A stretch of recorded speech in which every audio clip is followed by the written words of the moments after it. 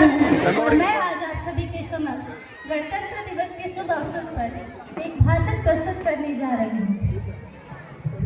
आज का यह पावन दिन केवल तिरंगे को सलामी ठुकने का दिन नहीं, बल्कि यह दिन उस ऐतिहासिक क्षण को स्मरण करने का अवसर है जो भारत ने स्वयं को संप्रभु, समाजवादी, धर्मनिरपेक्ष और लोकतांत्रिक गणराज्य के रूप में स्थापित किया।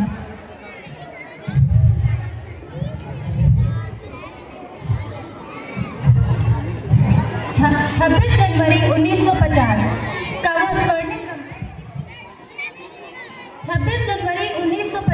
का वो स्वर्णिम लम्हा जब भारत देश में संविधान पूर्ण रूप से लागू हुआ, जो हमें स्वतंत्रता, समानता और न्याय का अधिकार देता है। यह संविधान डॉक्टर भीमराव अम्बेडकर जी के नेतृत्व में संविधान सभा द्वारा लगभग 2 वर्ष 11 महीने और 18 दिन की अथक मेहनत से तैयार किया गया, जो आज भी हमारी एकता और अखंडता का आधार है।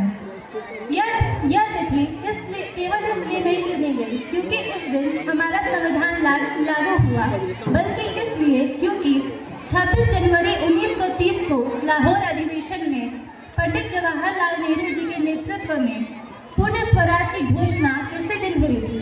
इस प्रकार यह दिन हमारी स्वतंत्रता संग्राम की भावना से जुड़ा है। जैसा कि हम सभी जानते हैं कि हमारा देश भारत विविधताओं का देश है। यहाँ अनेक प्रकार के लोग रहते हैं जो अनेक धर्म, भाषा, परंपरा, संस्कृति आदि का पालन करते हैं।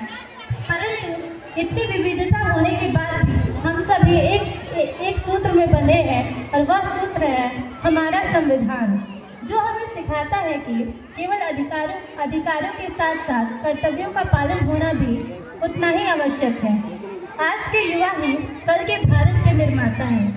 यदि हम अपने जीवन में अनुशासन, ईमानदारी और देश प्रेम जैसे गुणों को उतारते हैं, तब जाकर ही हमारा भारत देश आगे प्रगति के पथ में आगे बढ़ सकेगा, और बड़ी से बड़ी शक्ति भी उसे ऐसा करने से रोक नहीं पाएगी।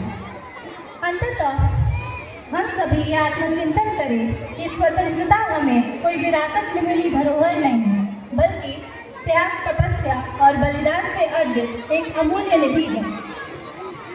हमारा संविधान